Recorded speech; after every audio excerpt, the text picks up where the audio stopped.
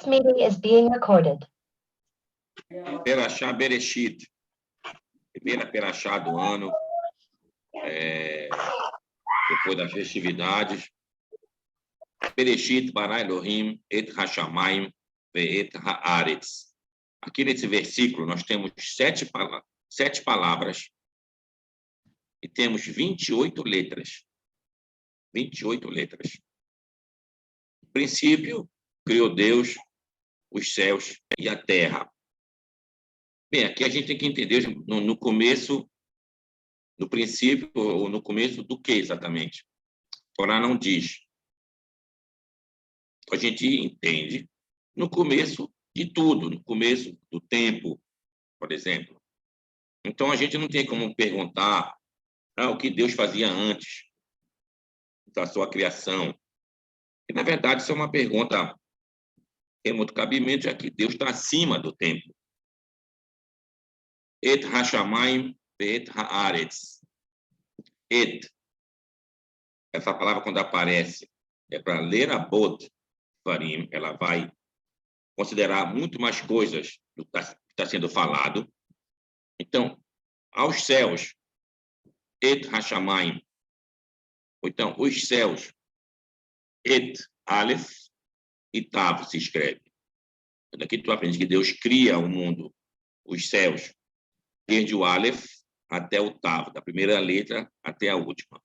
E também haaretz, a terra, desde o aleph até o tav. Aí vem o segundo versículo, ve haaretz, haitatohu vavorhu, vechoshir al pene tehom, veruach Elohim, merachefet al pene hamayim. E a terra era vã e vazia, e havia escuridão na face do abismo.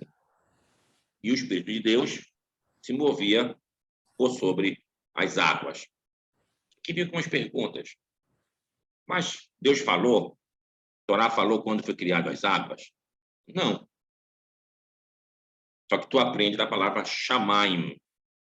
Shamayim tem alguma explicação para essa palavra. Rashi, o comentarista, Rabi Shlomo Ben Ishaq, ele diz Shamayim, Samayim. Deus alçou, levantou águas. Outra explicação, Shamayim, lá, água. Lá tem água. Outra explicação, Eshmayim, onde o Aleph seria mudo, da fogo e água. Então, os céus, o fogo e água. Então, no princípio, criou Deus o fogo, a água e a terra. Então, assim fica explícito depois, quando se fala das águas. Mas, aí em seguida, Deus disse, no terceiro versículo, e disse Deus, haja luz e foi luz. Aqui vem nossas perguntas. Então, o que era essa luz que Deus criou? E o que era esse torro, vavor, a terra vã e vazia? O que quer dizer exatamente isso? Bom, essa palavra torro, vavor, ela aparece também no profeta Eshayahu, Isaías, capítulo 34. E ali se refere àquele cordão prumo, aprumar uma medida de uma construção, e aquela pedra de fazer o peso. Então, torro, vavor, a mesma expressão é utilizada lá quando há um desequilíbrio disso aí. Então, a Terra era desequilibrada. Daqui que vem um conceito chamado Olam HaTohu, o mundo, entre aspas, do caos. Aí, em seguida, Deus faz Olam HaTikun, o mundo do aperfeiçoamento. Ele vai aperfeiçoando esse caos que foi criado. Mas as perguntas vão se avolumando. Mas que caos é esse? Por que houve caos? Então, numa linguagem mais zohárica, ou seja, cabalística, do Zohar, é explicado da seguinte maneira. Deus, ele é Ain. Ain, a gente pode dizer como não existência, ou então como o nada absoluto, que nós não sabemos o que é. A nossa capacidade mental não dá para absorver o que é esse nada absoluto. A gente entende nada como algo. Se é algo, já não pode ser nada. Mas Deus é essa não existência. E tem a existência. Então, aí daí passa do Ein para Ein Sof. Não há fim. Aí chegamos no infinito. Mas o infinito já é algo. Depois vem Ein Sof Or, a luz infinita. Aqui que a gente vai entender agora o nosso mundo, que a gente vai relatando. No princípio, criou Deus os céus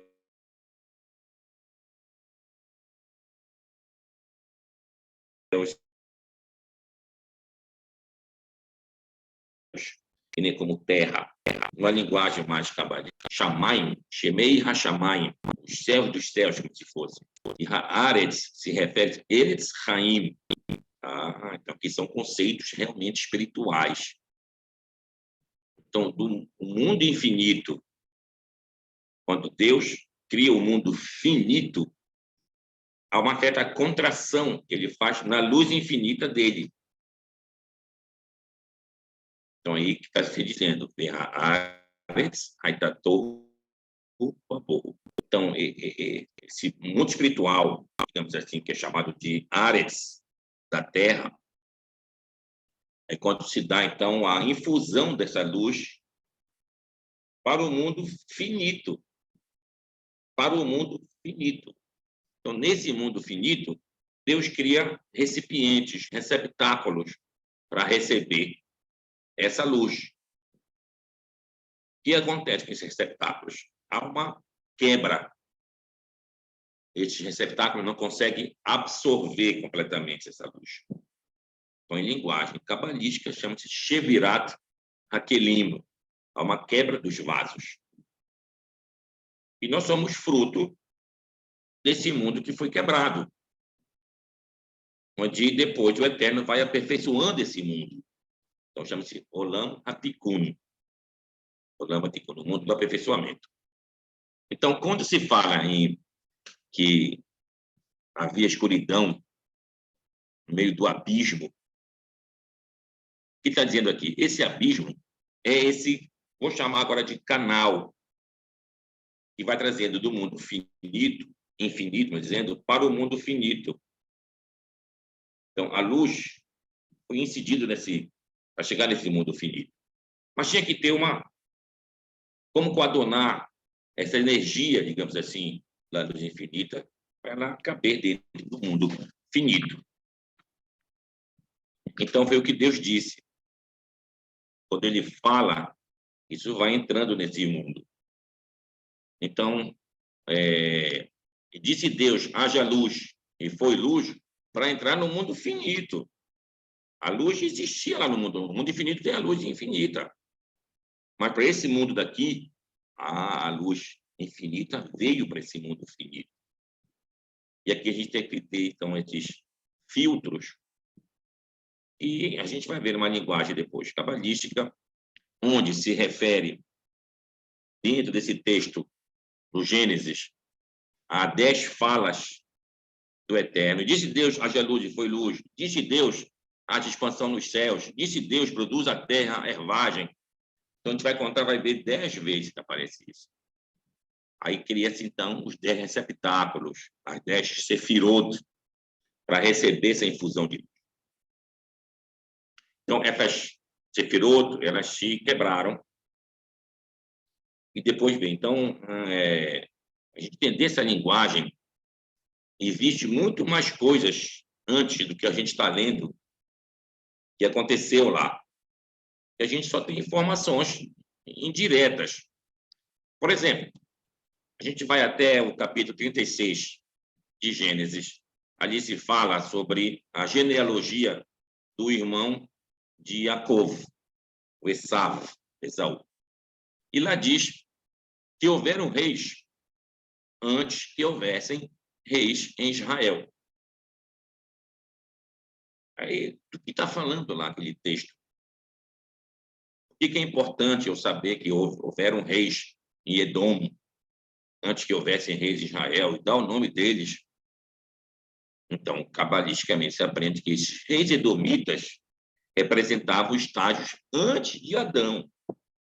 Antes de Adão. São mundos pré-adâmicos. Então, esses mundos pré-adâmicos, eles eram imperfeitos. Tinha imperfeição, não tinha um equilíbrio, digamos assim. Até chegar no mundo de Adão, onde se alcançou esse equilíbrio. De onde se tira isso? Quando eu estou lendo aquela passagem lá, que esse rei morreu, veio outro, morreu, veio outro, morreu. Quando chega no último, fala-se desse rei e da mulher desse rei. Ah, então aqui tu está aprendendo que começou a ter um equilíbrio entre o masculino e o feminino. Então, é esse equilíbrio que Deus queria. Então, vem a criação do mundo, essa luz vai incidir sobre o mundo finito, que é que a gente vê no primeiro dia. Aí está escrito, Vahierev, Vahiboker, Yom Echad. Foi tarde, foi manhã, dia 1. Assim vai aparecer no final do segundo dia, do terceiro dia, do quarto dia até o final. Mas há uma diferença na expressão utilizada. Se usa no segundo dia, terceiro dia, quarto dia, deveria ser o quê no primeiro dia? Foi tarde, foi manhã, dia 1º. Mas está escrito dia 1. A ordem está fora do seu padrão. Aqui tu aprender por que está escrito 1 e não 1º. Para te indicar que até o primeiro dia da criação, Deus era único na sua criação. E nem os anjos, são obras divinas, tinham sido ainda criados. Só a partir do segundo dia, na expansão dos céus. Mas a expressão Vahierev, Vahiboker. O que é Vahierev, Vahiboker? Bom, num entendimento mais literal, e foi o crepúsculo do dia, a tardezinha, ou seja, o começo da noite, e Boker, manhã. Por isso que os dias começam pela noite. Agora já é sexta-feira. Quando chegar amanhã à noite, já é Shabat. No sábado à noite, já é domingo. Como diz o texto. Mas, no entendimento mais profundo, olha o que acontece aqui.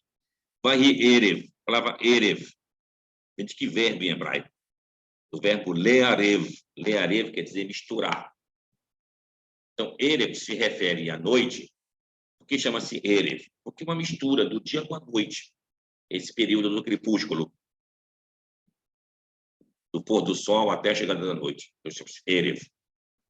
Que chama-se Arav. Arav, que se refere ao povo árabe. Também quer dizer mistura. Mistura de um semita, Abraham, com a egípcia, Agar. Arav. Arev. Arev é fiador em hebraico. O que é o fiador? A confiança deste fulano com esse outro fulano. Misturou. A palavra Orev. Orev quer dizer corvo, já que o corvo não é completamente negro. Orev. E também Orev quer dizer mercador. Quem está misturando a confiança que ele tem com a confiança do outro, com a palavra do outro. Esse é o mercador. Por isso, naquela expressão utilizada lá, quando alimentaram o profeta Elias, os Orevim, não é, na verdade, os corvos, e sim os mercadores que levavam comida para ele. Tem uma expressão parecida com essa, lá em Ezequiel 27, versículo 27 também, onde Orevei se refere justamente ali a mercador. Então, Vahierev, e é como se Deus tivesse misturado tudo do que ele criou. Vahiboker, a palavra boker, que quer dizer de manhã, vem de uma raiz bikoret, usada na própria Torá, que quer dizer controle, dosagem. Ah, então Deus mistura tudo, depois ele faz a dosagem correta. Aí chega a perfeição daquele dia. Assim aconteceu no primeiro dia. Segundo dia, Deus fez a expansão dos céus. Começou também a obra da separação do elemento seco dos mares. Só acabou essa questão dos mares, do elemento seco, no terceiro dia. Esse é um dos motivos que Deus não fala no segundo dia, e viu Deus que era bom. Deixa para falar no terceiro dia, e fala 2 vezes. Um pelo final do segundo, que foi a questão do elemento seco e das águas. E depois a vegetação que ele cria no terceiro dia. Aí vem o quarto dia, Deus ordena o sol, a lua e as estrelas para servirem de luminárias para a terra. Vem o quinto dia, Deus cria os répteis e as aves. O sexto dia, os quadrúpedes. E, por último, o homem. E no sétimo dia, Deus descansou. Então, em todo esse primeiro capítulo aqui,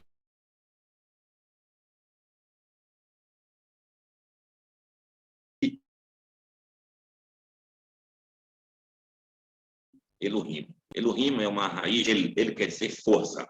E como é usado o plural, num plural majestático, aqui quer dizer, então, o que tem o poder.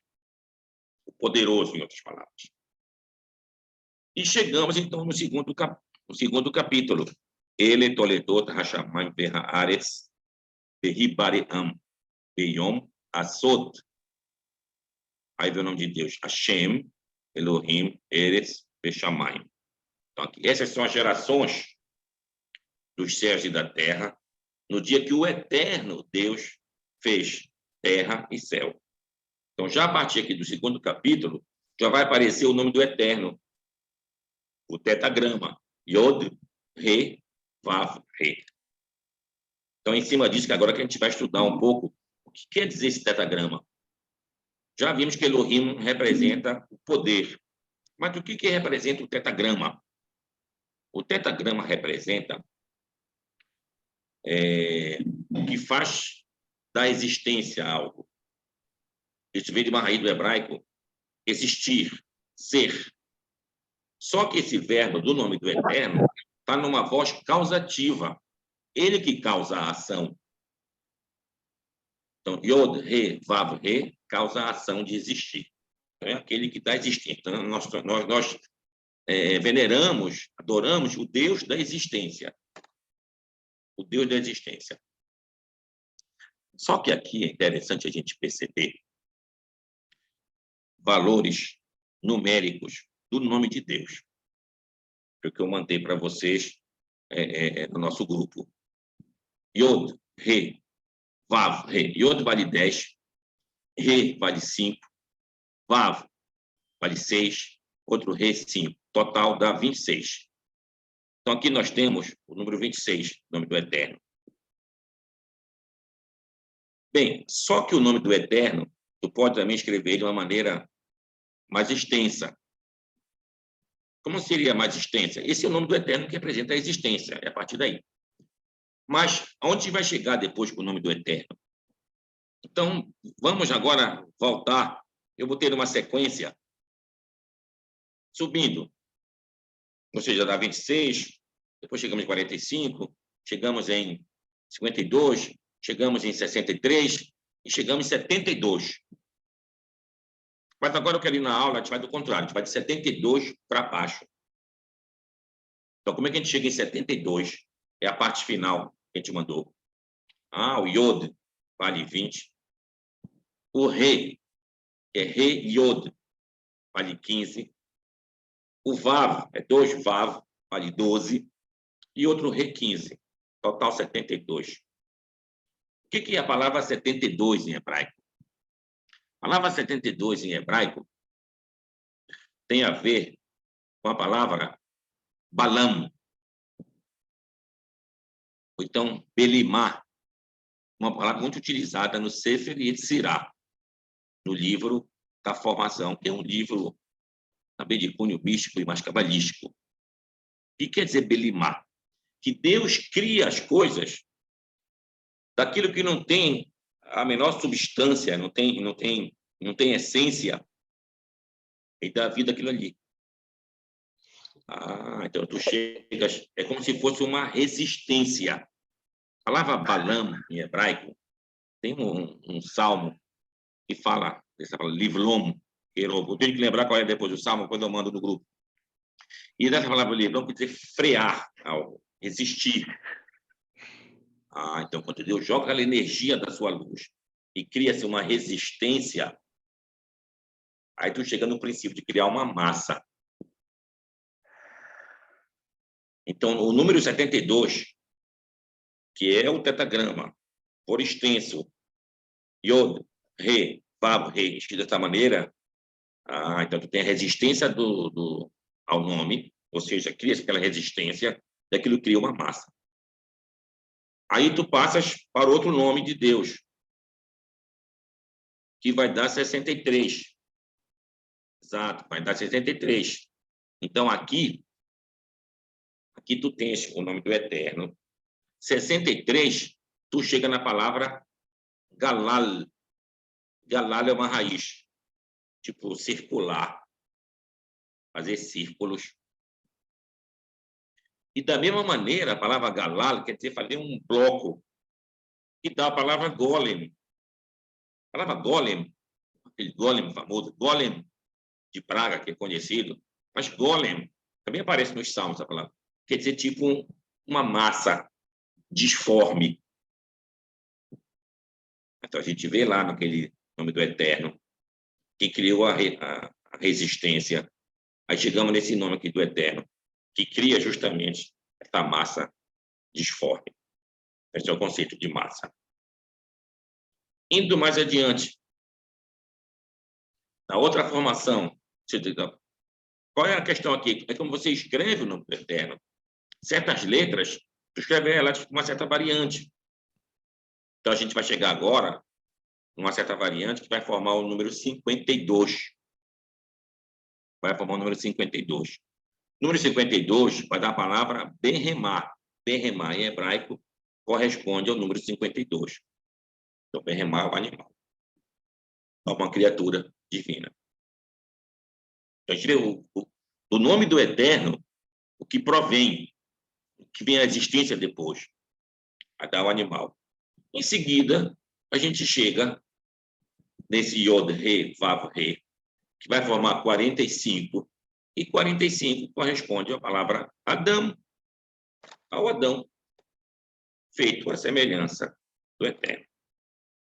Então, a gente vê que, na gemátria, a questão dos números, tu chega ao entendimento de como se dá a criação do Eterno. Chegamos no Adão. O Adão foi criado na sexta-feira, sexto dia.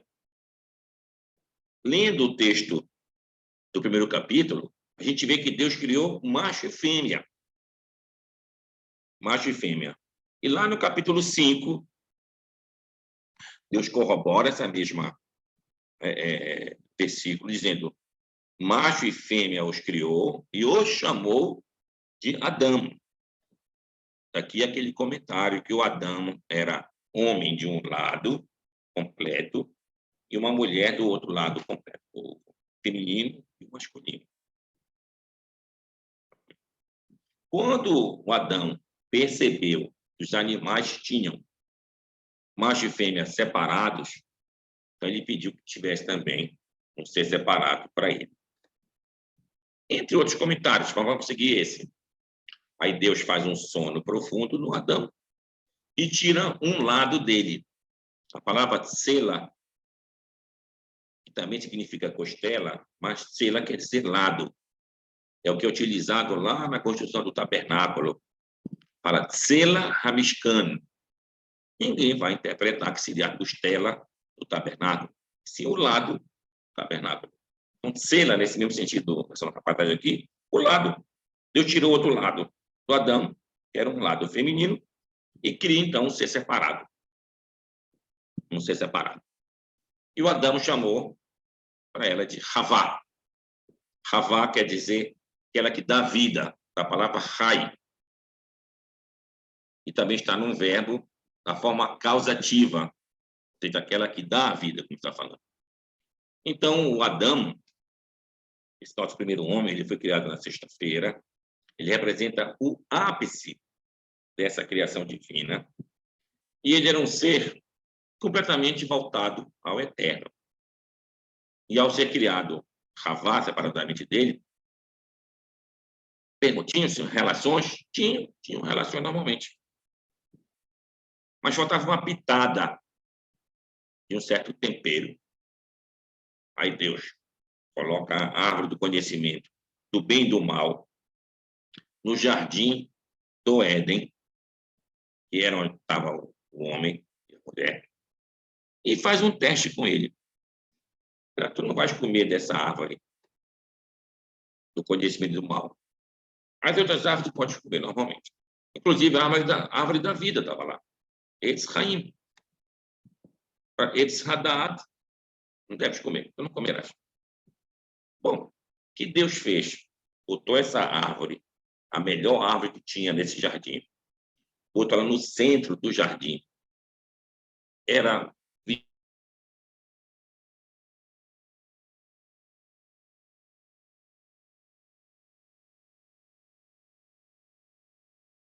e, para piorar, para levar o Adão a comer essa árvore, estava a presença lá de um seraf, de um saraf, quer dizer, saraf. O que é saraf em hebraico? Sabe, algo que queima. E mais adiante, lá em Números, também em Deuteronômio, se usa essa expressão para uma cobra venenosa. São os serafim. E a gente sabe que serafim são os anjos que queimam. Então, essa é a mesma relação. Então, esse anjo estava, na forma, logicamente, de uma serpente, e entabulou uma conversa com a Rava, com a Eva. E ela disse, não, a gente não pode comer e nem tocar nessa árvore. Aqui o comentarista, o Talmud também traz, que fez então a serpente? Pega a fruta da árvore e toca na Eva. Está vendo? Tu não morreste. Então, assim como tu não comeste ao ser tocada, ao comê-la, tu também não vai morrer. E assim ela come e dá também para o Adão. Pergunta aqui é a seguinte: o que levou então a Eva a dizer que não poderia ser tocada a fruta? Deus tinha dito isso? Deus não falou isso com Adão. Então, Adão aumentou um pouco mais a proibição para servir de uma cerca em todo aquilo que era proibido. Senão, tu não pode nem tocar. Só daqui a gente está vendo que muitas vezes tu aumenta uma coisa, tu podes piorar o guardar daquilo. Foi o caso que aconteceu aqui. Adão comeu daquela fruta, ficou... E o que mudou a partir daí? Aí não tinham relações antes de comer da árvore. Não tinha. E agora, o que mudou? O que mudou? O que mudou? Aqui que vem uma expressão. É como se a serpente tivesse injetado um veneno na gente. Que veneno é esse? É o que é dito lá no livro do Cântico dos Cânticos, que é igual a uma morte que mata. Chama-se Kin-A. Kin-A. Kin-A quer dizer a inveja, quer dizer o ciúme, em outras palavras. Criou ciúme. Tanto um homem como uma mulher viraram pessoas ciumentas. E a gente sabe onde leva isso. Shal Hevet Yah, são labaredas divinas, assim diz o livro Shir Hashirim, o Cântico dos Cânticos. Então, foi isso que a serpente praticamente plantou, né? Foi isso que a árvore nos plantou. Então, o que fez o Adão a partir daí? Bom, ele não cumpriu o que Deus tinha dito. Mas, para ver essa atenuante do caso. Tá bom, não cumprimos. Mas, de qualquer maneira, se Deus não quisesse que a gente não comesse dessa árvore, Deus não teria colocado ela no jardim do Éden. No centro do jardim do Éden, a mais vistosa, a mais cheirosa, a mais saborosa, não teria colocado lá. Então, qual era o real teste que Deus queria fazer com Adão? Era saber o que o Adão ia fazer depois que ele viesse a cometer esse erro. Então é daqui que vem o teste de Deus. E o Adão passou, porque ele se arrependeu. Ele foi fazer a techuvá dele. Ele percebeu que ele tinha errado E como é que a gente pode dizer uma coisa dessa? Como é que a gente sabe que ele se arrependeu? Ele acusou. Não, a mulher que tu me deste, foi ela que me deu. E a mulher disse, não, foi a serpente que me enganou e eu comi. Cada um foi passando a culpa para o outro. Então, esse é o primeiro erro. A gente nunca pode dar uma justificativa para aquele erro que a gente cometeu, porque a gente nunca vai fazer então até chuvar. Porque a partir daí, não, esse erro foi meu. A gente vai perceber no nascimento de Caim e Abel, quando existe entre Caim e Abel uma rivalidade, o Caim leva uma oferenda ao Eterno, o Abel vê isso, em seguida vai e leva a sua também. Deus prefere a oferta do Abel, o que gera uma intensa ira do Caim. O Caim vai e mata Abel. Aí, a partir daí, Adão vai ter, novamente, um outro filho com a Eva. Mas aí já tinha se passado 130 anos. Aí ele gera um outro filho, a sua semelhança. É daqui que o Talmud infere o que ele gerou, então, nesses 130 anos. Ele não teve relação praticamente com a mulher dele. O Talmud gerou aqui Shedim Belilim. Essa expressão que usa o Talmud.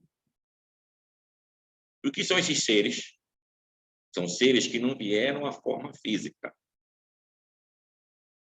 Daqueles 4 Yesodot, ou seja, fundamentos da criação, são os 4 elementos básicos: fogo, água, ar e a terra.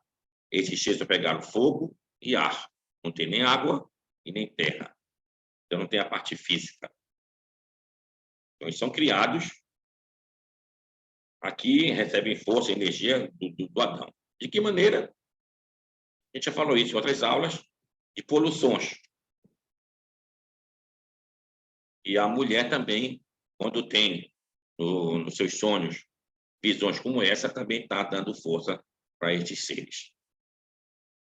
Bom, aqui fica a pergunta.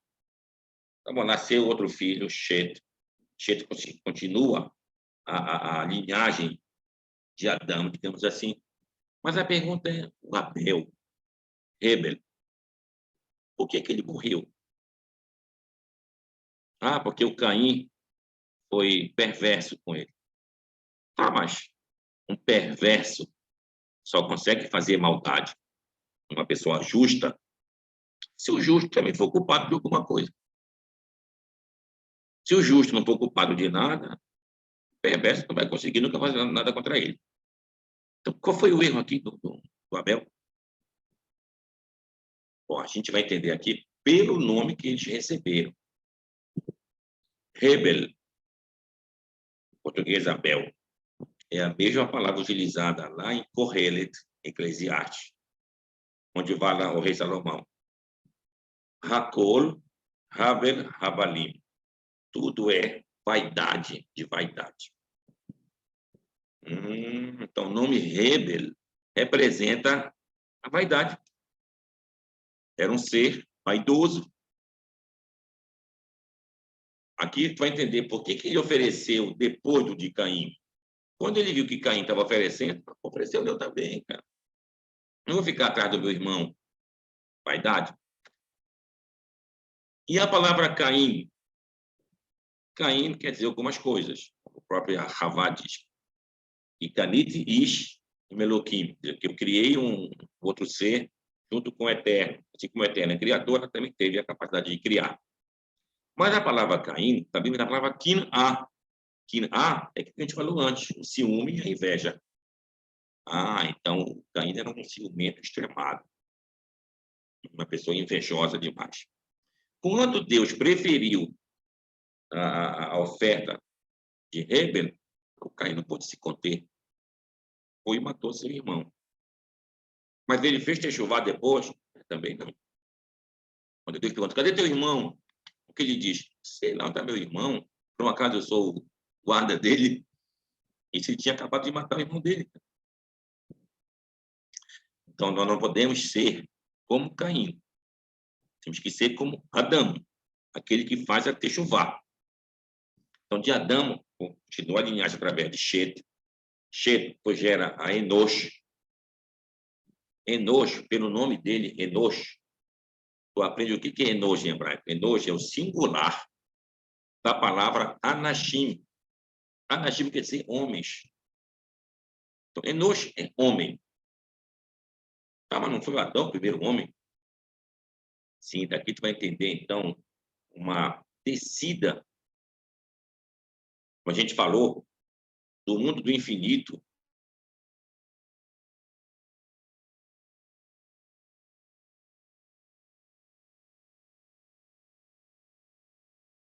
A matéria só se chega com Enoch completamente.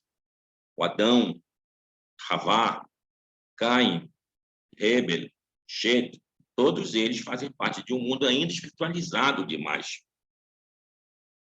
Então, nessa descida que a gente chega justamente em Shet. Olha, ó, em Enosh. Enosh representa, então.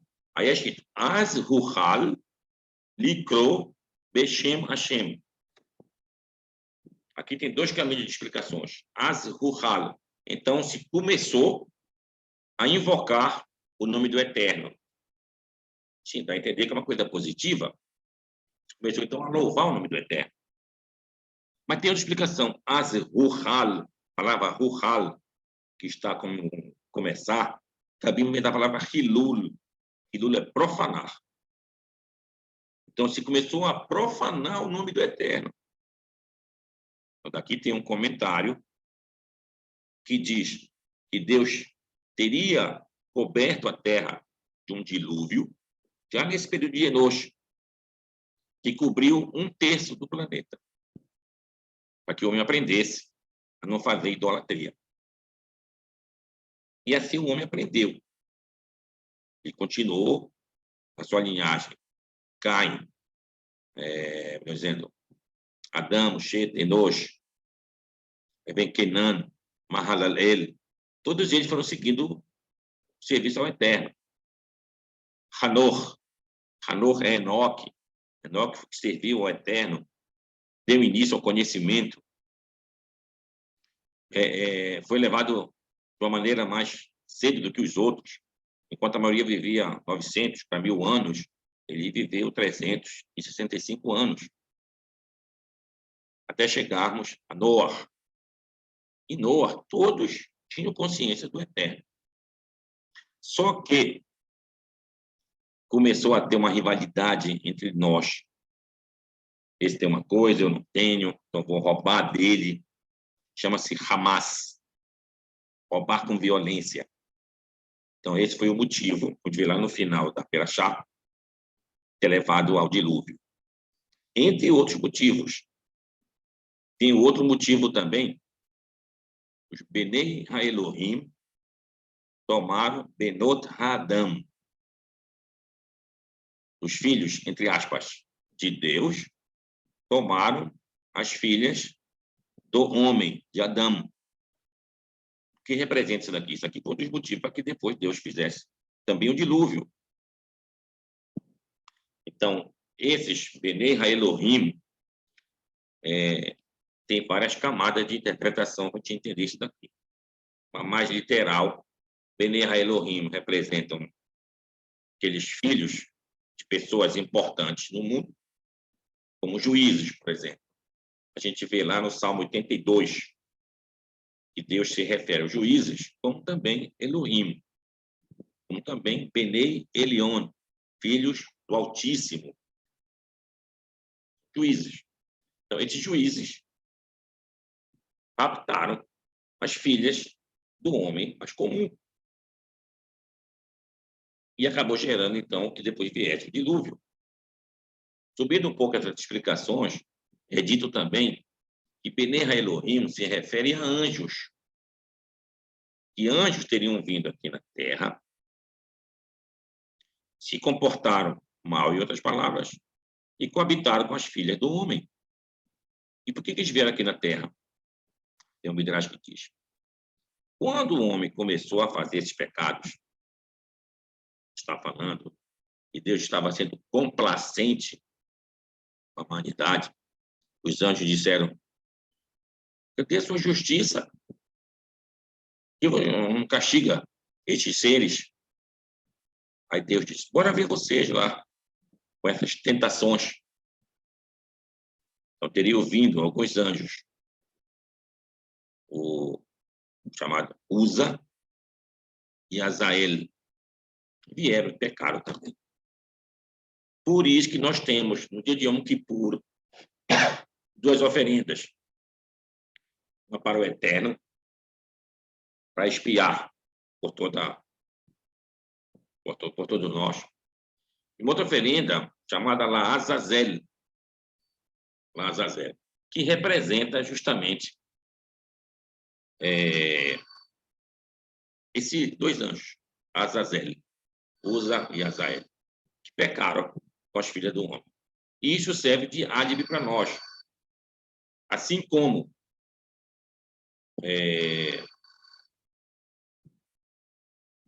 eles pecaram, imagina nós que somos carne e osso. É o que nós dizemos no dia de Yom Kippur. Que Deus tenha realmente compreensão para conosco, que nós somos passar vadam, somos de carne e sangue, ou carne e osso, como se usa em português. Então, dessa maneira, nós temos que fazer o serviço do Eterno completamente e saber que muitas vezes o nosso instinto não permite que a gente consiga realmente servir o Eterno de uma maneira plena. Isso a gente volta para o Gênesis. A gente vai ver no capítulo 2, quando Deus cria o homem com seu alento da vida, Nishmat Haim. Lá a palavra que aparece é Va'itzer Hashem et ha'adam Betsalmo, vai para Beapav Nishmat Haim. E Deus formou o homem. Nessa palavra Va'itzer aqui, vai aparecer com 2 iod a letra. A palavra é Vav, iod, Sadiresh. O que não seria preciso gramaticalmente, bastaria um iod. Vav, iod, Sadiresh. Como aparece mais adiante no mesmo capítulo, quando a Torá diz que formou o Eterno ao animal da terra. Lá está só com um iod. Por que no homem tem 2 iod? Para indicar que nós temos 2 yetzer, 2 instintos. Yetzer hará, Yetzer hatov. Nós temos esse discernimento. Então a gente pode ser uma pessoa realmente boa, por vontade, ou, em todos os casos, ser uma pessoa ruim. Então, o que leva o ser humano a praticar a sua bondade? É o crescimento dentro de uma sociedade justa, que tenha por base a Torá como referência para fazer um serviço divino.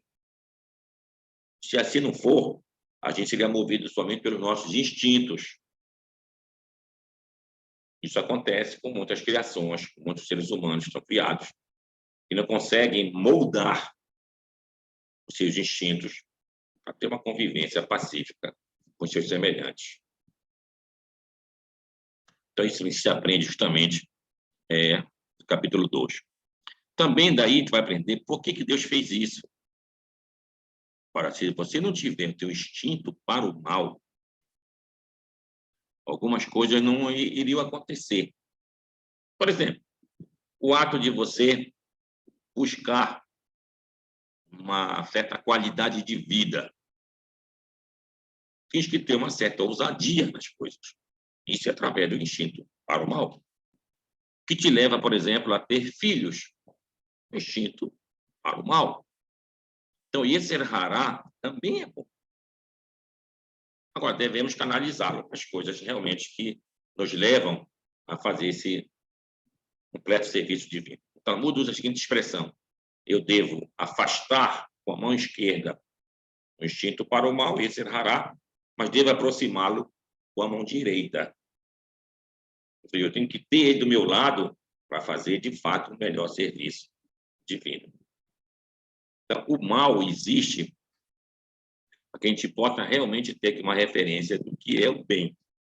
Então, quando o mundo foi criado, tu tem Hashamayim ve'haaretz, o mundo, digamos assim, do infinito, do mundo finito. Tu tens os céus e a terra, tem a escuridão e a luz. Tu tem o elemento seco e a água.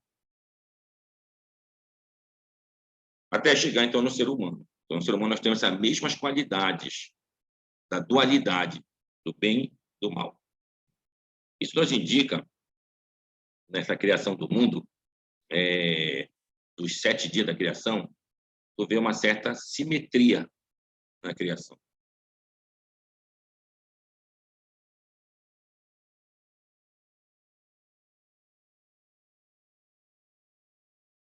E a terra, de cima, expansão dos céus, o mundo de cima. No terceiro dia, a vegetação, o mundo de baixo. No quarto dia, o sol, a lua e as estrelas, o mundo de cima. No quinto dia, os répteis e as aves, do mundo daqui de baixo.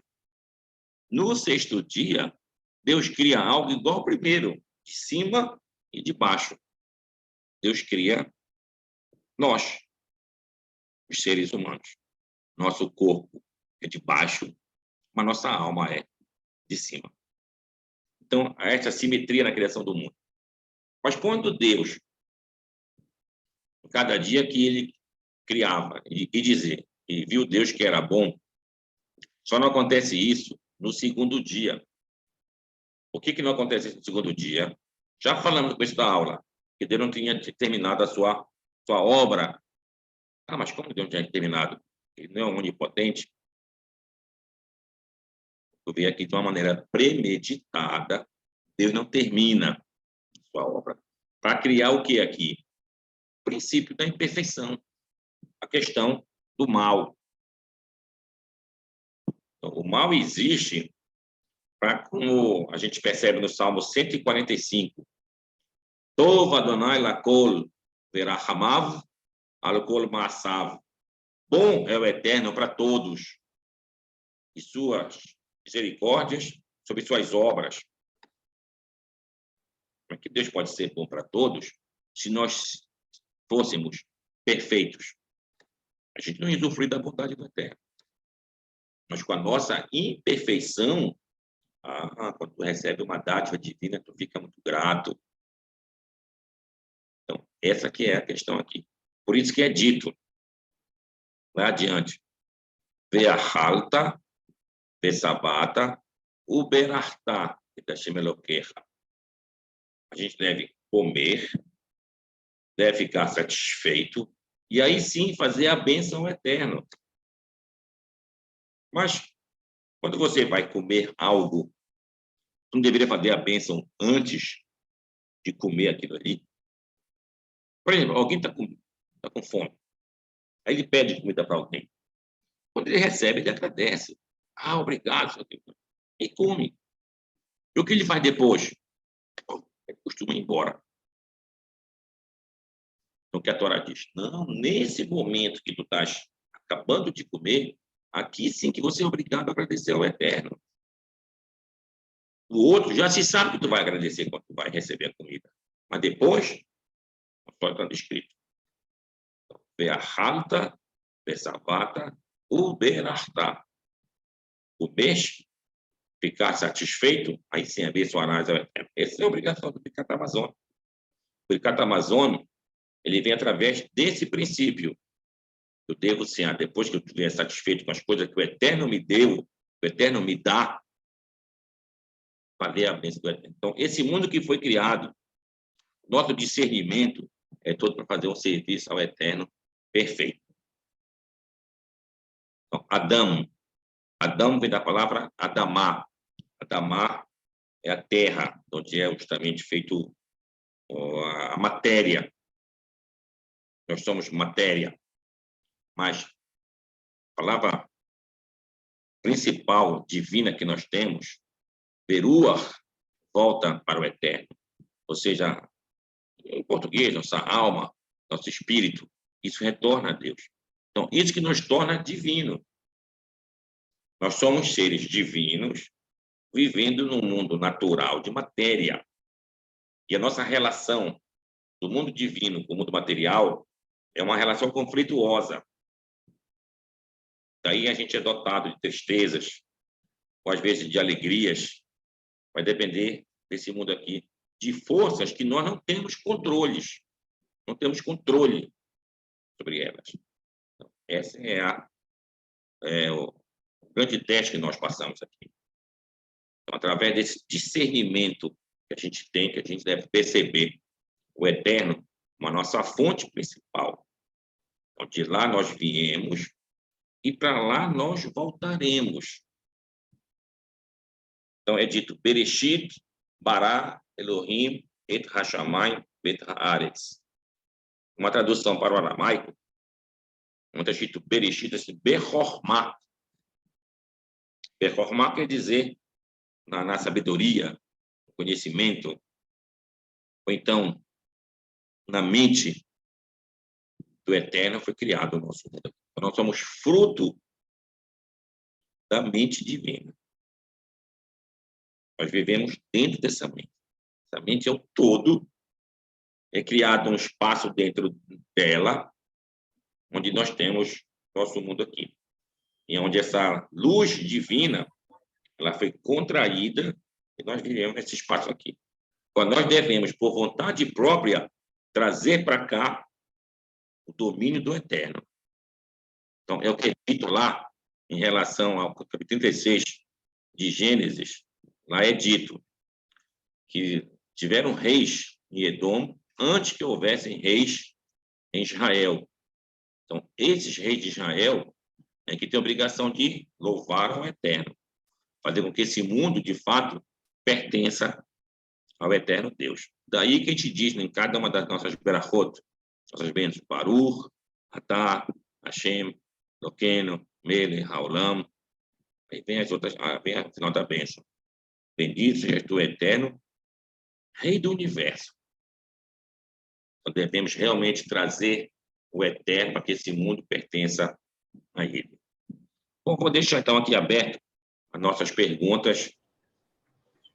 Desde já aqui, agradeço a atenção de todos. Por favor. Rabino, Isaías aqui de Lafayette, de Minas, tá joia? Tudo bem? Uma primeira coisa que eu queria falar, assim, que essa questão da caracterização do mal, né, foi uma coisa que me surpreendeu assim, no judaísmo, porque eu tinha uma visão assim, o mal, né? Você andava até meio depressivo, assim. E o judaísmo, ele coloca isso bem claro, que o mal ele é feito para aperfeiçoar a gente, né? E aí, mudou completamente minha visão. Outra coisa que eu queria falar é o seguinte, já vi diversos sábios judeus falarem que aquele que se arrepende, né, e muda completamente seu comportamento, chega a ter mais mérito. Eu não sei se chegava a ser assim, mas mais mérito do que um cara que nunca errou e nunca teve que voltar atrás, né? Mas eu te falo o seguinte, Rabino, às vezes a gente volta atrás, mas depois volta a errar tudo de novo. Cara. Tem dia que eu fico assim, mas, puta, será que eu não sou hipócrita, rapaz? Aí a gente fica naquele negócio, assim, que confusão esse negócio. E aí o senhor fala que justamente esses erros são para que a gente veja a bondade de Deus, né? Para que a gente veja a bondade de Deus. Mas eu fico assim, eu te falo que eu fico às vezes constrangido de às vezes você tenta, aí daqui a pouco erra, aí vai, assim, parece que você nunca vai parar de errar, a impressão que dá. No dia de Yom Kippur, a gente pede a Deus força para que Ele possa nos dar essa força para a gente vencer os nossos instintos. Ou seja, a fonte dos nossos erros, digamos assim, está nesse Yetzer Hará que nós temos, esse impulso, entre aspas, para o mal que nós temos. Pode ser vários. Querer comer muito, ou beber, e outras coisas mais. Então, isso depende desse impulso. Como é que eu vou vencer esse impulso interno que eu tenho? Na verdade, isso é uma luta interna, que ela só vai acabar, na verdade, com a nossa morte. Tem um tratado chamado Tratado do Guerrinam. Guerrinam em hebraico se refere ao inferno. Então, diz lá, o porquê da morte. A morte tem 3 objetivos lá. Um objetivo mais assim, lógico é deixar espaço para as futuras gerações. O segundo é que justos geralmente sofrem nesse mundo e acaba o sofrimento com a morte. E o terceiro, justamente esse. Essa guerra interna só acaba com a morte. Então, nós não somos diferentes de ninguém que você está relatando o que acontece para todos nós. Devemos ter, sim, essa consciência de saber que pratiquei esse ato aqui errado. O que eu devo fazer? Tentar me recuperar. Mas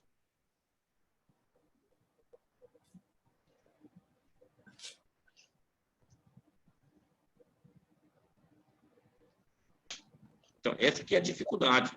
E aqui compete a nós a fazer o pedido de perdão a Deus sempre e tentar pedir sempre força para o Eterno, que a gente consiga vencer o nosso impulso para o mal.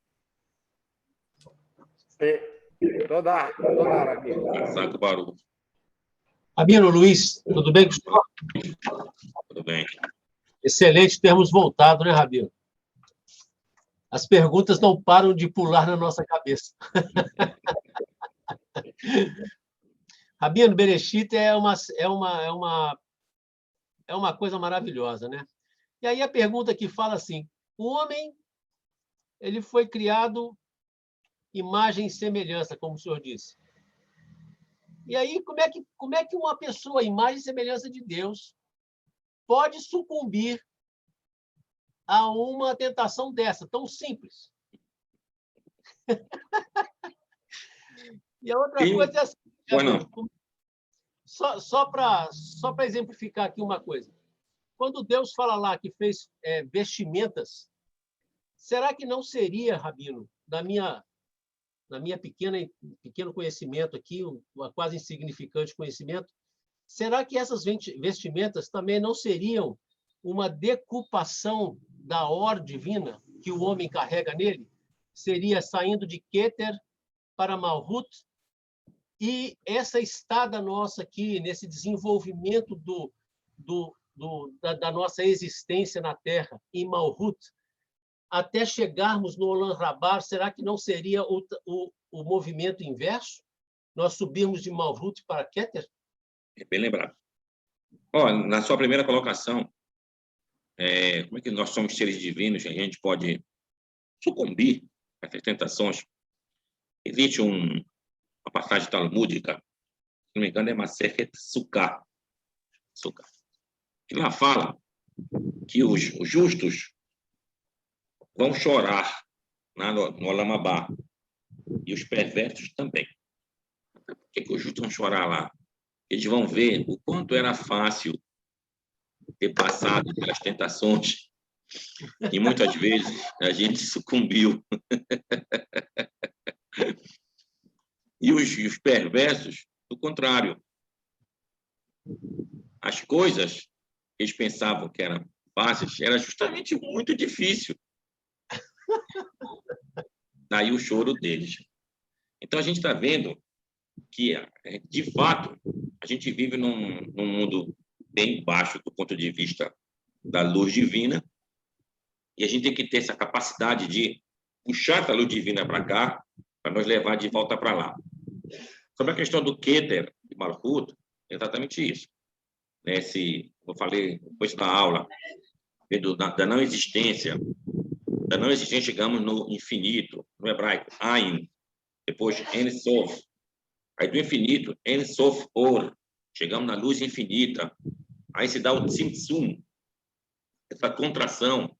Dessa contração, Deus retira a parte dessa luz divina dele para criar esse mundo finito, onde tem essa infusão da sua luz.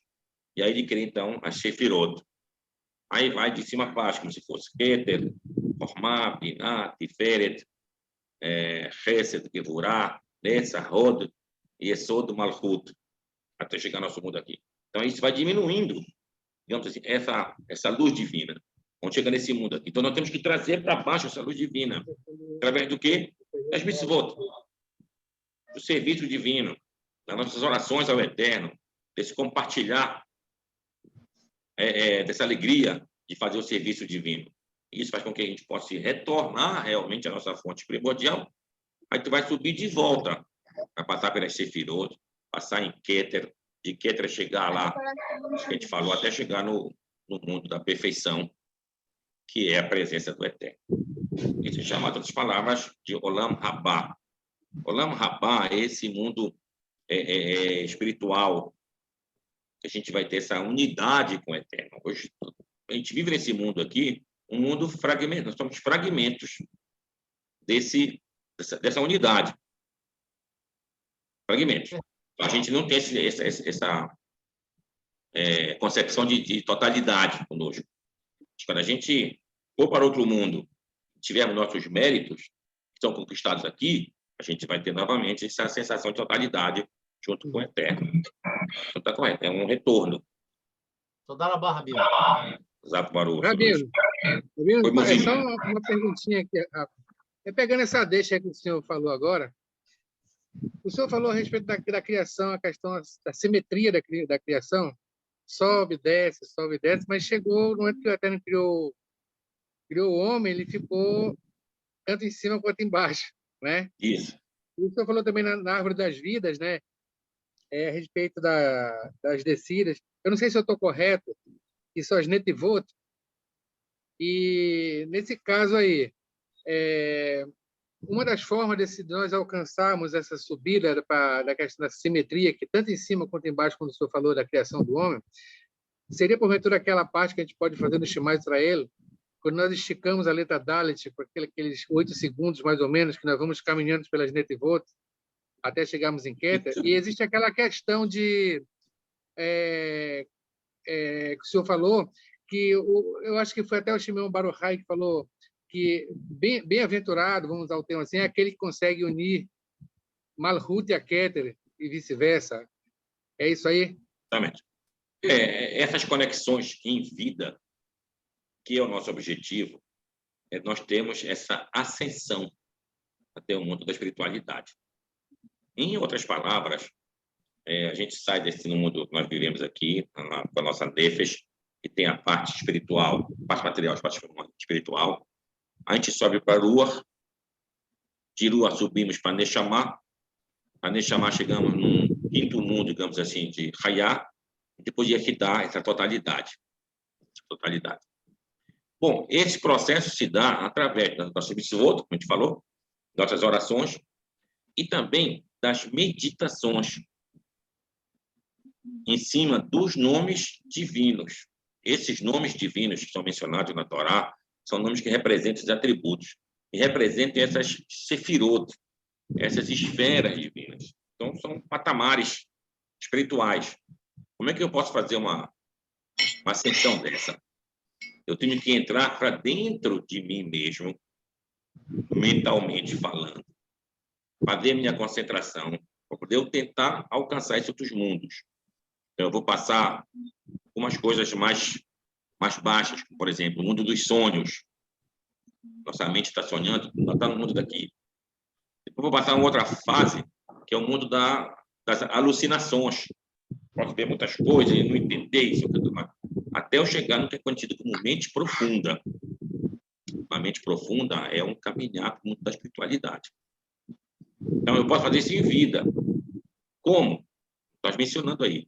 Shema Israel é um caminho, os nomes do Eterno é outro caminho. Então, tudo isso, os grandes sábios que estudavam e faziam isso constantemente, o objetivo era fazer essa elevação desse mundo daqui ainda. Então, nós temos que fazer isso. Passou agora, por exemplo, as festividades. Tivemos Sukkot, o Sukkot quando lava. Depois veio o Rosh Hashanah, Rosh Hashanah, a gente pede que Deus possa nos salvar. Depois veio o Shemini Atzeret, Simchat Torah, fizemos aquelas Hakafot. O que são as Hakafot?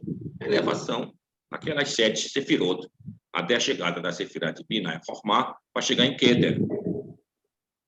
Então, meu amigo Mozinho, continue fazendo isso, faça no Shema, em outras que você possa estudar, faça que o objetivo é a gente fazer essa conexão cada vez melhor. Passou o mundo daqui, de Malkut, até chegar no mundo de Keter, e entrada para o Adam Kadmon, e chegar na conexão com Ein Sof.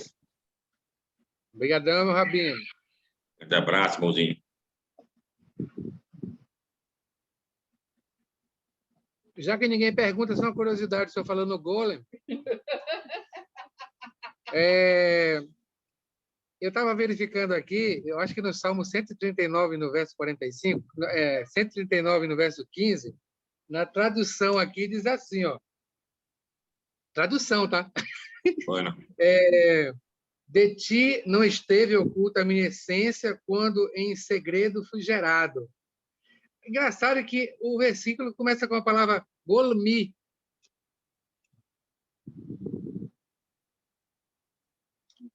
Isso tem a ver, Rabino, essa questão aí? Sim, a palavra é begolemi, né? Begolemi. Essa palavra aparece realmente no livro dos Salmos. Begolemi quer dizer essa minha formação interna. Daí é usada a palavra golem, mais adiante no Talmud. Depois temos aquelas passagens cabalísticas da criação de um corpo, digamos assim, chamado golem. E esse golem vai dar mesmo que a palavra galal, a palavra Megillah, que é aquele círculo, que dá o nome de Deus de 63. Então, cria-se essa massa. Então, de fato, essa é a essência. Então, a resistência, quando vem a luz nos mundos, o Sefirot, aí vem o nome de Deus 72, aí dá a possibilidade de criar a massa. E dessa massa chega no animal, do animal chega no homem, Adão. Então, nós somos um ápice da criação divina. Ao mesmo tempo que a gente pode nos elevarmos ao nível divino, a gente nos escapa ser pessoas também piores do que animais. Agora eu paro. Obrigado, Rabino. Nada, um abraço, querido. Rabino, shalom. Ô, minha amiga Sandra, tudo bem? Sobre esses 72 nomes, esses 72 que aparecem aí, são os 72 nomes do Eterno? Isso, são tirados. Pois não. Como estudar esses 72 nomes? Qual a influência que tem na nossa vida? Eles são tirados de uma passagem lá em Êxodos, na Perachá de Bechalar, que é um pouquinho antes da travessia do Mar Vermelho. Então, ali se tem 3 versículos, todos têm 72 letras. Então, se forma ali um conjunto. Desse conjunto, vai dar, deixa eu me lembrar, 216, que corresponde à palavra Ariê. Ariê. Ariê quer dizer em hebraico um leãozinho. Por isso que a tribo de Judá ela tem como símbolo leãozinho. Por isso que o templo de Jerusalém é chamado pelo profeta Yeshayahu de Ariel, Ariel, ou seja, o leão de Deus, o leão de Deus. Já que o formato do templo era maior na sua frente e menor atrás. É um formato geográfico. Mas a parte principal é o uso do nome divino. Do nome divino. Uhum. Na nossa esnoga, tem algumas plaquetas colocadas em alguns lugares que, desses fragmentos do nome de 72 letras, canaliza forças divinas da cura, a inteligência, a discernimento, para obter harmonia. Então, existe como se fosse uma tabela, incluindo esses 72 nomes, cada um com a sua devida canalização. Então, depois eu posso, inclusive, colocar no grupo, para a gente ter acesso sobre isso. Mas uma outra pergunta é sobre as nossas má tendências, ou os nossos erros, eles dão, digamos assim, vida àqueles seres que acabou de falar? Sim, bem lembrado, bem lembrado. Aqueles seres que eu falei, que são os Shedim, e eles foram criados naquele crepúsculo do dia e receberam muita força durante aqueles anos que o Adão e a Eva ficaram separados. Então, eles se nutrem desses nossos instintos, digamos assim. E eles são chamados de Shedim, ou Mazikim, ou ainda Seirim. Eles querem dizer, são forças danosas, no final das contas, contra nós. Então, nós devemos ter realmente uma conexão com o Eterno, cada vez melhor, para não deixar que esses seres possam nos levar a ter tropeços na vida, através dos nossos erros. Bem falado, Sandra. Eita. Obrigada, Albino. Nada, Sandra. Um abraço. Rabino, acaba mais uma perguntinha. Pois não, Sr. Luiz, com certeza. Na Rash, o senhor fala, né, que são os serafim, né, aqueles anjos que são quentes, né, que são ardidos. Abrasadores, né? Abrasadores. Mas eu vi uma palavra, menaresh, que quer dizer que são adivinhos, ou que intuem, né, o futuro. É isso mesmo, Rabino? Está correto, bem lembrado. Tem alguma coisa a ver com a conexão aí com Nahash, com Menaresh? Fantástico, fantástico.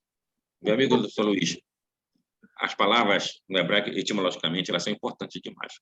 Por exemplo, falar de Menaresh tem a palavra meonen, é um tipo de agoureiro. A gente vai ler na tradução, te dá agoureiro, aquele que tenta saber o futuro. Mas a palavra etimologicamente, assim, meonen, vem da palavra anan. Anan são as nuvens. Seria aquela pessoa que fica vendo nas nuvens. Olha, tem um formato de um cachorro. Formato de quê? E tenta prever o futuro através dessas pessoas que tem da nuvem. É a palavra meonen. A palavra menaresh, da mesma maneira. São aqueles que fazem encantamentos, principalmente com cobras. Não tem aqueles que ficam tocando uma harpa, ou um negocinho assim. Não é harpa, aquele outro instrumento, e a cobra se levantando. Então, são encantamentos em cobras. Daí a palavra menaresh. Bem lembrado. Para a gente ver como etimologicamente é importante para saber o fundamento daquilo que é falado. Então, Nahash quer dizer, além de ser uma serpente, também se refere a fazer algo desse mundo espiritual. Eu posso usar outra palavra, em feitiçaria, outras coisas assim. Darabá, Rabino. Nada, alguém abraço. Oba! Alexandre, aqui de Óbidos. Ô, meu amigo de Óbidos, diga lá. Com relação a essas criaturas, né, Shed, eu estava conversando com outro amigo, né, que eu tô no processo de retorno. E aí tem muito assunto assim que realmente me chama muita atenção, né? Então, o que eu conversei com o seu amigo foi justamente essa questão que o senhor falou, que eles se alimentam, né, eles se nutrem, né, das nossas, de certa forma, dos nossos erros, né, dos nossos pensamentos ruins também. E essas criaturas, elas podem ser associadas àqueles chamados espíritos ou demônios que a gente identifica nas outras religiões, principalmente nas religiões africanas? Sim, gostei da tua colocação. Aquelas entidades, chamar assim, principalmente de origem africana, mas não só deles, mas vamos botar como exemplo, já que nós somos no Brasil, a gente tem uma forte influência dessa cultura afro. Enfim, estes seres falados na cultura africana é o que nós chamamos de Shedim. Então, eles se burlam, muitas vezes, do ser humano, escravizam os seres humanos. Os seres humanos pensam que é o contrário, que ele que tem poder sobre um ser desse, vai fazer mal, sei para quem, vai para aquilo ali, me dá que eu tenho poder tal. Então, são esses Shedim, bem lembrado. São esses seres aí. A palavra Shed, em hebraico, vem de uma raiz Shod. Shod é Shoded. Shoded é danificar, em outras palavras. Então, são seres danosos. Uma arma contra eles é uma defesa para nós, e a gente sempre recitar o Shema Israel. Shema Israel, Adonai Eloheinu, Adonai Echad. Onde o Shema começa com a letra Shin e termina com Echad, Dalet. Shin, Dalet, Shed. Esse aí. Então, o Shema é uma forte oração de proteção. Eu ia fazer essa pergunta para o senhor agora, né? Que muitos rabinos, né? Na verdade, alguns que eu já assisti alguns vídeos acerca, eles referenciam como algumas coisas que a gente deve fazer para se proteger do que seriam os trabalhos, né? Que a pessoa mesmo lá faz, né? Em contato aí com essas criaturas para atingir outras pessoas. E aí não só o Shema, né? Tem alguns rabinos que indicam a pessoa fazer caridade, né? Fazer atos que possam meio que o contrário do que o senhor falou, como eles se nutrem de forma a se fortalecer com as nossas atitudes ruins, com nossos pensamentos ruins. Se a gente fizer o contrário, a gente vai romper o ciclo que fortalece eles, né? Ou seja, não é que o pessoa lá do outro lado que está mandando fazer algo contra nós tem algum poder contra nós. Na verdade, esses seres vão utilizar nossas vulnerabilidades espirituais, ou seja, em outras palavras, nossas falhas. Nas nossas falhas, eles vão atuar. Então, a gente deve ter realmente um comportamento sempre voltado para mitzvot, que isso que é chamado em hebraico de Magen Abraham, o escudo de Abraão. Só que Abraão não era um guerreiro. Abraão era um servidor do Eterno, chamado por Deus de meu amigo, o Ravi. Então, nós devemos ser igual a Abraão também, o amigo de Deus. Uma última pergunta. Existe digamos assim, uma limitação com relação aos terrilim, aos salmos, né? Que eu ouvi, na verdade, eu acompanhei durante um estudo, e um estudioso mesmo, um moreno, ele explicou lá que tipo, você tem que ter um certo cuidado na hora de rezar. Ele explicou a questão de horários, de não se rezar qualquer salmo a hora que quiser. Existe, de fato, assim, algum tipo de risco caso a gente recite os salmos de uma forma desordenada, como é sugerida? Para ser bem exato, questão dos salmos. Digamos, agora à noite, vou rezar salmo para alguém que está enfermo, um exemplo. Pode rezar, não tem nenhum problema. Eu faço salmo para... Não tem nenhum problema, qualquer hora. O que é dito em relação ao horário? A questão é a seguinte. Digamos, eu passei o dia inteiro e não rezei salmos. Falei, fazendo minhas coisas e tudo mais. Quando chega à noite, que é a hora de um julgamento divino diário, agora vou dar uma de Sadik, vou ler os salmos. Então, nesse objetivo, que não é bom tu ler à noite. Mas, fora esse motivo, os outros motivos que a gente lê salmos, geralmente não é por causa dessa questão aqui. A questão é a pergunta que eu falei, por súplicas. Estou suplicando a Deus que Deus me dê saúde, por exemplo, para mim mesmo, ou para uma pessoa que eu gosto, ou para um amigo meu, ou para um conhecido meu. Pode fazer, não tem nenhum problema. Eu digo de noite, pode fazer salmo, não tem nenhum problema. Tá bom? Isso que é falado tá certo, mas não é colocado o momento e nem o porquê do salmo. O salmo é feito como súplica, ou seja, tahanun, tahanunim, pode fazer à noite, qualquer hora, não tem nenhum problema. E aí, no caso, o Salmo 91, que geralmente é indicado, né? Ele, caso a pessoa queira, eu quero fazer um salmo que vai me ajudar a me proteger dessas criaturas, e ele quiser fazer o Salmo 91, nesse caso, não tem problema. Não, pode fazer, não tem nenhum problema. Pode fazer. Tanto é assim que tu tem salmo na oração da noite, por exemplo, o arbítrio. Vai rezar o arbítrio agora, por exemplo. Tu vai ler salmos na oração. Diga para alguém que for dormir agora, vai ler salmo 91, como tu estás falando. Então, pode ler salmo como súplica, e que é geralmente o que a gente faz, pode ler à noite sem nenhum problema.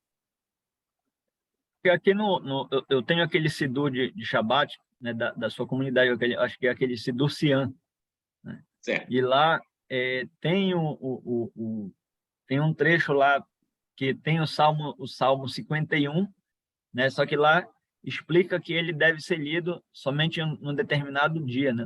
Não sei se é só no Shabbat. Aí surgiu essa dúvida, mas agora eu já liguei os pontos e deu uma esclarecida boa. Tem salmos, pode ler em qualquer momento, mas tem salmos que são específicos. O Salmo 92, Mizmor Shir Leyom HaShabbat. O nome está dizendo, é um salmo para o dia de Shabbat. Posso ler de qualquer hora também. Mas quando chega no Shabbat, é o salmo específico de Shabbat. Esse assim, outros salmos também. Tá bom, meu Obrigado, querido? Rabino. Nada, grande abraço. Grande abraço. Bem, amigos, vamos ficando por aqui. Quem tiver depois outras perguntas, poderão com certeza escrever ou mandar no grupo e aguardar a aula e perguntar para nós aqui. Prazer em responder. Então, quero desejar a todos um excelente Shabbat, que a gente possa ler a Perashá de Bereshit e se aprofundar, como alguém falou, é muito gratificante realmente em estudar Bereshit. É uma das parashiot mais, como posso dizer, mais profundas para o nosso conhecimento.